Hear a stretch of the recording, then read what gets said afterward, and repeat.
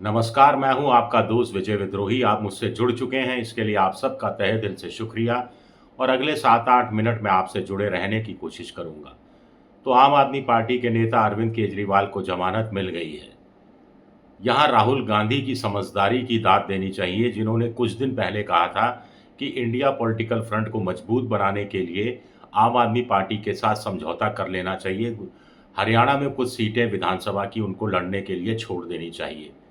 क्या राहुल गांधी को इस बात का आभास हो गया था कि आम आदमी पार्टी के नेता अरविंद केजरीवाल को ज़मानत दे दी जाएगी?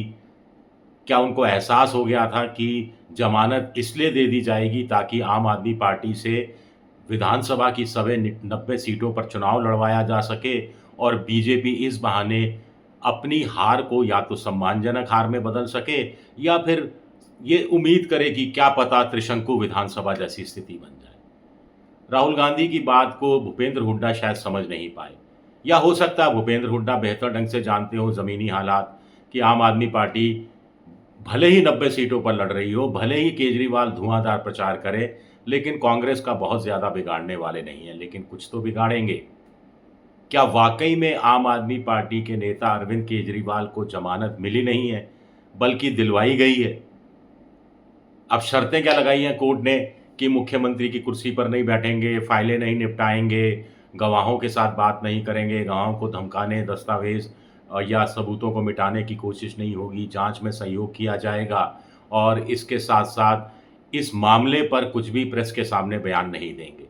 लेकिन एक शर्त जो छुपी हुई है, वो शर्त है कि 90 सीटों पर चुनाव लड़ेंगे और धुआंधार भाषण देंगे, धुआंधार प्रचार करेंगे। तो पैसा क्या आप बीजेपी पीछे से लगाएगी? जैसा कि माना जा रहा है कि अभय चौटाला और मायावती के बीच समझौता हुआ, दुष्यंत चौटाला और चंद्रशेखर के बीच समझौता हुआ, बहुत सारी जगह निर्दलीय भी लड़ रहे हैं। तो वो कहीं आयोजित-प्रायोजित खेल तो नहीं लग रहा। राजनीति है, चुनाव में जीतने के लिए सब कुछ जायज़ होता है और बीजेपी इन चालों को कितनी चतुराई से चलती है, ये बात किसी से छुपी हुई नहीं है। लेकिन क्या वाक़ई में आम आदमी पार्टी को इतने बड़े एसेट के रूप में बीजेपी देख रही है या बीजेपी की ये खामख़याली है?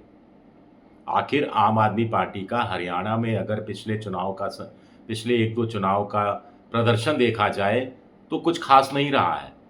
2019 का जो विधानसभा चुनाव है, आम आदमी पार्टी ने इनके साथ दुष्यंत चौटाला की नहीं 46 सीटों पर लड़ा था और 46 में से 43 सीटों पर उसकी ज़मानत ज़ब्त हो गई थी। वोट भी बहुत कम मिला था। लोकसभा पिछला 2019 का लोकसभा चुनाव ज़रूर दुष्यंत चौटाला की पार्टी के साथ मिलकर लड़ा था। 7 सीटों पर दुष्यंत चौटाला, 3 सीटों पर आम आदमी पार्टी, 3 सीटों पर कुल मिलाकर 45,000 वोट मिला था। विधानसभा चुनाव में भी 1 डेढ़ % वोट मिला था। 2024 का लोकसभा चुनाव में कांग्रेस ने 1 सीट छोड़ी कुरुक्षेत्र की, तो उनका वोट परसेंटेज 3.84% के आसपास हो गया था, लेकिन उसमें कांग्रेस के कार्यकर्ताओं का बहुत बड़ा वोट शामिल है। तो इस हिसाब से देखा जाए तो आम आदमी पार्टी 2024 के विधानसभा चुनाव में क्या कोई गुल खिला पाएगी? सवाल उठता है। लेकिन हमें ये भी नहीं भूलना चाहिए कि हरियाणा में 2 बड़ी पार्टियाँ ज़रूर हैं, 2 बड़ी पार्टियों के बीच में डायरेक्ट मुकाबला भी है। लेकिन हमें ये नहीं भूलना चाहिए कि वहाँ छोटी पार्टियों की, रीजनल पार्टी की बड़ी भूमिका रही है। अब देखिए जैसे 2019 का विधानसभा चुनाव बीजेपी को 36% वोट मिला, कांग्रेस को 28% वोट मिला, जसपा को 15% वोट मिला, आईएनएलडी को 2.5%, निर्दलियों के खाते में 10% और बीएसपी के खाते में 4% गया था। यानी जितना वोट कांग्रेस को मिला था, उससे ज़्यादा वोट अन्य पार्टियों को मिला था। 2024 के लोकसभा चुनाव में बीजेपी का वोट 36 से घटकर 33 होता है, लेकिन कांग्रेस का वोट तो 28% से घटकर 20-22% पर आ जाता है, क्योंकि आम आदमी पार्टी के लिए 1 सीट छोड़नी पड़ती है। आईएनएलडी 24% वोट लेकर जाती है, सीट 1 नहीं मिलती, लेकिन 24% वोट बहुत होता है। तो क्या बीजेपी सारा गणित इसीलिए लगाकर बैठी है कि अ, केजरीवाल जेल से बाहर निकलेंगे, हरियाणा के चुनाव में जाएँगे, वहाँ मोदी को निशाने पर लेंगे, अमित शाह को निशाने पर लेंगे कि देखिए मुझे इतने 150 से ज़्यादा दिन तक जेल में बंद रखा गया, मेरी मेरी हत्या की साजिश की गई, मेरी शुगर लेवल बढ़ जाए, इस बात की साजिश की गई। मुझे मुख्यमंत्री हूँ, एक फ़ाइल साइन करने के लिए नहीं मिल रही है। बीजेपी हमें पचा नहीं पा रही है, दिल्ली की सरकार को बर्खास्त कर देना चाहती है। तो सहानुभूति का वोट बीजेपी क्या चाहती है कि अरविंद केजरीवाल को मिल जाए? बीजेपी बिल्कुल चाहती है कि एंटी बीजेपी वोट बँट जाए। देखिए, बीजेपी को पिछली बार जो वोट मिला था, अगर हम लोकसभा चुनाव विधानसभा चुनाव की बात करें 36%, तो बीजेपी के लिए ज़रूरी है कि इस 36% को बढ़ाकर 42-43% किया जाए, किसी भी कीमत पर। और चुनावी सर्वे 38% से ज़्यादा वोट दे नहीं रहे, लोक पोल की बात करें। कांग्रेस के लिए ज़रूरी है कि पिछली बार जो उसको विधानसभा चुनाव में 28% वोट मिला था, उसको बढ़ाकर करीब-करीब 45% लाया जाए। अभी जो लोक पोल है वो 41 से 44% के आसपास वोट मिलता कांग्रेस को बता रहा है। तो यहाँ छोटी पार्टियों की भूमिका बड़ी हो जाती है। कुछ लोग कह रहे हैं कि छोटी पार्टियों की भूमिका बड़ी नहीं रहेगी, लोकल पत्रकारों का कहना है, वो तर्क भी दे रहे हैं। वो कह रहे हैं कि पिछले विधानसभा चुनाव में दुष्यंत चौटाला को 15% वोट और 10 सीटें सिर्फ इसलिए मिल गई थी क्योंकि लोगों को यकीन नहीं था कि कांग्रेस सीटें निकाल सकती है। कांग्रेस का कॉन्फिडेंस लेवल बहुत कम था और लोग किसी भी कीमत पर बीजेपी को हराना चाहते थे। इसीलिए जो लोग बीजेपी को हराना चाहते थे, उन्होंने बहुत सारी जगह कांग्रेस के मुकाबले दुष्यंत चौटाला को खासतौर से ग्रामीण या जाट बहुल इलाकों में वोट दे दिया, ये सोचकर कि दुष्यंत चौटाला सीट निकालने में ज़्यादा सक्षम होंगे। 10 सीटें मिली, लेकिन दुष्यंत चौटाला ने भारी भूल क्या की, वो बीजेपी के साथ चले गए। तो ऐसे में पूरी राजनीति ध्वस्त हो गई है। लोकसभा चुनाव में भी दुष्यंत चौटाला की पार्टी को 0.87% वोट मिला, ऐसा मैंने कहीं पढ़ा था, हो सकता है मैं गलत हूँ। तो उनकी राजनीति ध्वस्त हो गई है और बीजेपी के साथ जाकर उन्होंने कुल्हाड़ी पर पाँव रख दिया, उनका पॉलिटिकल करियर तबाह हो गया है। बाकी जो उनका गठबंधन है, उसको भी कुछ खास हासिल नहीं होने वाला। मायावती 4% वोट मिला, लेकिन लोकसभा चुनाव में घटकर 2.5-3% रह गया और उनका जो गठबंधन है वो भी बहुत ज़्यादा कारगर साबित नहीं होने वाला। इक्का दुक्का तिक्का स्थानों पर थोड़ा जोर लगा सकते हैं, तो हो सकता है कुछ वोट उनको मिल जाए। लेकिन बीजेपी की नज़र 90 में से उन 32 विधानसभा सीटों पर है।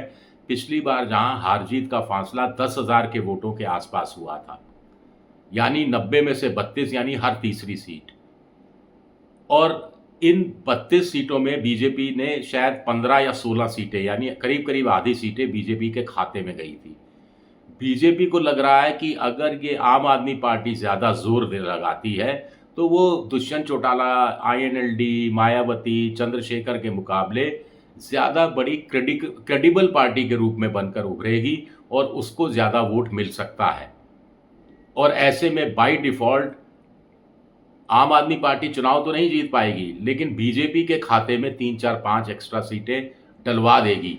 3, 4, 5, 6 एक्स्ट्रा सीटें बीजेपी के खाते में डलवाने का मतलब कांग्रेस के खाते से 5-7 सीटें माइनस कराना, और हो सकता है इक्का-दुक्का स्थानों पर आम आदमी पार्टी चुनाव जीत जाए। तो कुल मिलाकर 12 से 15 सीटों का खेल कर सकती है आम आदमी पार्टी, ऐसा बीजेपी उम्मीद कर रही है। लेकिन सीएसडीएस लोकनीति का सर्वे भी कहता है, जाट और दलित और ओबीसी भी कुछ हद तक इन्होंने बड़े पैमाने पर लोकसभा चुनाव में कांग्रेस को वोट दिया था, और ऐसा कुछ भी पिछले 3-4 महीने में नहीं बदला है कि ये वोटर कांग्रेस को छोड़कर बीजेपी के पास या आईएनएलडी के पास या केजरीवाल के पास चला जाएगा। एक चीज। दूसरा, ऐसा आम आदमी पार्टी ने पिछले 5 साल में अपोजिशन में रहते हुए हरियाणा में कुछ भी नहीं किया है, जो लोग आम आदमी पार्टी या केजरीवाल पर भरोसा करने लगेंगे। तीसरा, हरियाणा का वोटर अपने वोट को खराब नहीं करना चाहता। अगर उसे लगेगा कि जो पार्टी बीजेपी को हरा सकती है, उस पार्टी को लोग वोट देने जाएंगे और एक तरफा वोट देंगे, और इस पैमाने पर आम आदमी पार्टी खरी नहीं उतरती है। खैर, बीजेपी ने एक राजनीतिक जोखिम उठाया है, राजनीतिक जुआ खेला है। जोखिम क्या उठाया है? अरविंद केजरीवाल जेल में रहते हैं तो उनका क्या जाता है, बाहर निकल जाते हैं तो क्या जाता है। एक जोखिम लिया है। अब देखते हैं कि दाँव खेला है, हम कह सकते हैं। अब ये दाँव कितना कामयाब रहता है चुनाव की चौसर पर या नहीं रहता है, ये देखना दिलचस्प होगा। लेकिन जो लेटेस्ट खबर आ रही है हरियाणा से पत्रकारों के माध्यम से, उनका कहना है कि ज़मीनी स्तर पर बहुत ज़्यादा तब्दीली नहीं आने वाली। कांग्रेस 50 किसी भी कीमत पर पार करने की हालत में आज की तारीख में भी है। शुक्रिया मेरा वीडियो देखने के लिए। पसंद आए तो लाइक कीजिए, सब्सक्राइब कीजिए, शेयर कीजिए। शुक्रिया।